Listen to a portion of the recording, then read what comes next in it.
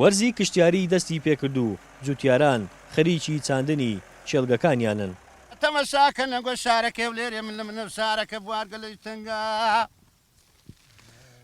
دەرێن برانە گۆ دەردەکاتێ دەردێ کرۆنەیە ڤایرۆزەکی گەلە گرانە دەردێما هەموو کەتینە توغداکەی بکەم پارێزێ لە خۆتان.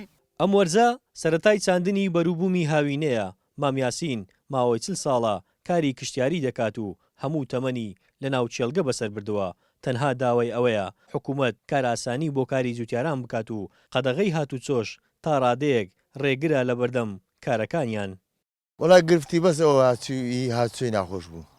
هاتووی جارێ ئەوە چین دەرمانمان دەکڕی بە زۆر بە کێشە ئەوان دەکسیتەرەکانیا ئیزیان داین دەما گۆڵە فەلاین ئەجا تا باش قناعەتیانە دەبا ئیزیانە داین بەس ئەو تەماتەیە بەس پیازەکان بێ لە پیازەکەی یعنی بە سەرەوەی زۆرمان پیاوە ئێستا لەوانەیە نێشی دەفتەرێک دوی دەفتەری مەسەرەوەی زۆری کردە بەڕاستی هەرچی ڕسخە دەگاتی خۆمان ڕسخە دەگاتی ئەو پارەی ناکاتێکا مەسەرفێ پڕکاتەوە تقریبان ئەوە 18 دۆنم دەبێت 10 دۆنم تەماتەیەک کە بانجان و بیبەر و شفتی و گندۆرەش دەکەن جیاگۆری نەی بژای نەبی لۆ هەندێکەش لۆ گەرمیش شتەکەی ڕستەکەی زووتر پێڕادەگاتن لە گەلایلۆنی بیت بنی گەرمە هەتا ئێستا کە هیچ وەرمەوە نەگرتیا نەچمیاک نە شتێک دەرمان هیچ هەر کەس نارێ ماریشتان نەچێ.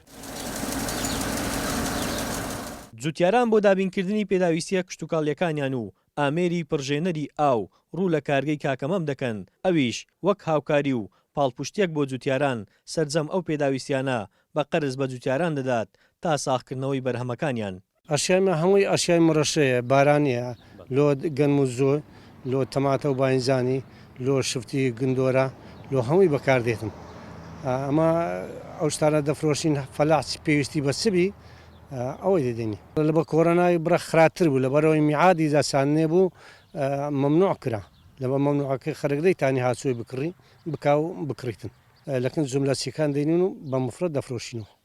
دەشتی هەولێر پانتایەکی فراوانی کشتتوکاڵیە و دەتوانێت بەشێکی زۆری بەرهەمە کشتتوکاڵیەکان بۆ هەرێمی کوردستان دابینکات و بەشێکی تریشی هەناردەی ناوەڕاست و باشووری عێراق بکات.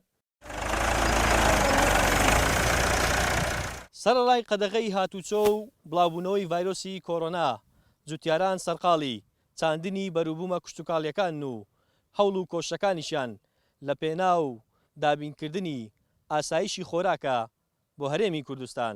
سەرباز محەممەد گەلی کوردستان ناحیەی شەمامک.